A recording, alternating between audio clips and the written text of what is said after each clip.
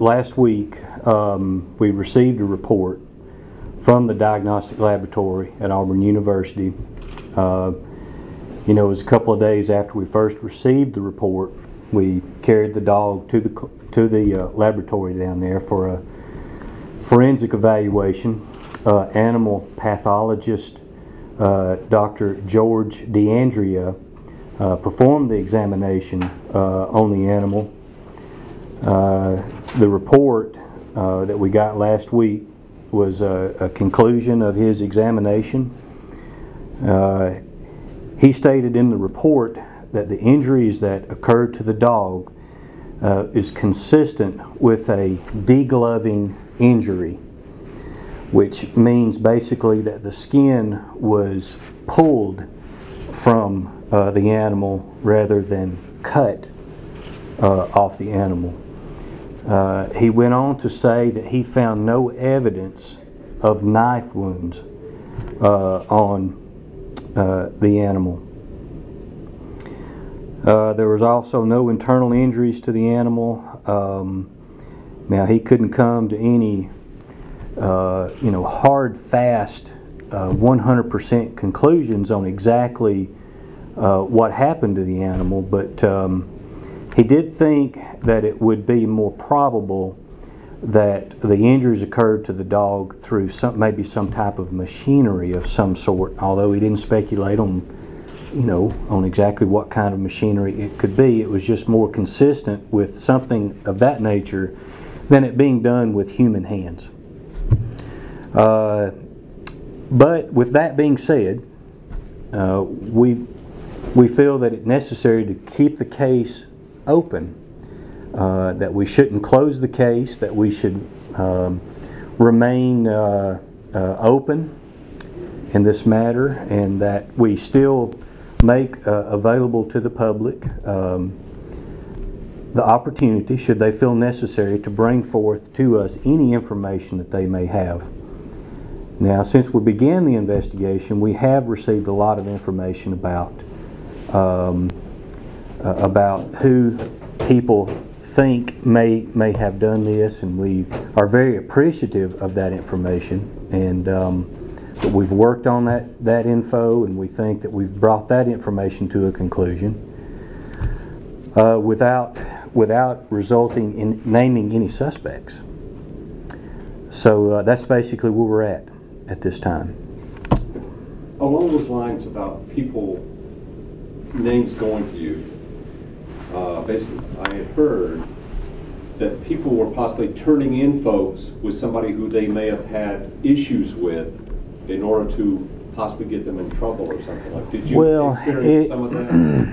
Not necessarily to that degree. I don't think that these were vendetta type reports or revenge type reports. I just think there were some circumstances where they knew somebody who they felt had the propensity to do something of this nature.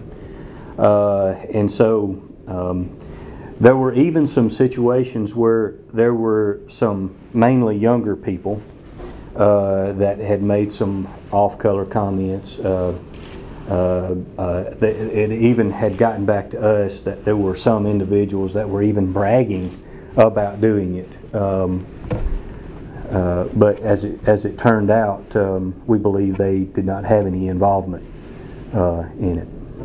And from looking at the picture and listening to Ms. Rogers, I mean, I guess you understand. I have to go sit there. She's questioning the report. Absolutely, absolutely. Since the beginning, we were operating under the conclusion that this was done by human hands. And that's the way we began the investigation. That's the way we have been working on it, and don't regret that. We think that that's the way it should have been handled, because we wouldn't want to wait 3 weeks after we received a pathology report and it indicates that it was done by human hands, and we've lost that time. But I can understand the skepticism there in this report. When I look at it myself, it's hard to come to such conclusion. But you know, we in law enforcement have been relying on scientific data, scientific information from people like Dr. DeAndrea in assisting us and providing us with this kind of information. And you know, his report is what it is, and he's the expert in this area, and we really can't doubt that. So, even if it's done by machinery, are you comfortable saying this was totally an accident? Or that No, humans were involved at all? no, we don't want to come to that conclusion. That's why we're going to remain open-minded about this, and leave it open for that possibility or that opportunity. Leave the door open for that person who feels they may have the right information to tell us exactly what happened. We're going to leave it open, and if someone brings forth that information, we're going to investigate it and follow up on it and see where it goes. You have some pretty good leads. Do you think you know who did it? No. Because we'd heard some reports that it might have possibly been a family member that actually did it. Right. No, we have no suspects. And when I say, you know, when someone calls and says, I think it may be so and so, and this is why, we don't really consider them a suspect. We want to be able to have a little bit more info to tie them to the act. A little bit more, something a little bit more concrete than just what someone thinks. What is your advice to folks who live in that community who, you know, had that concern that a terrible person was possibly on the loose up there? Should they be eased by this report or not until it's over? Well, I am a little bit more at ease about the situation than I was before. But then only, you know, if there's that slight possibility that this was an intentional act, then you know, let's remain cautious. But let's don't live in fear.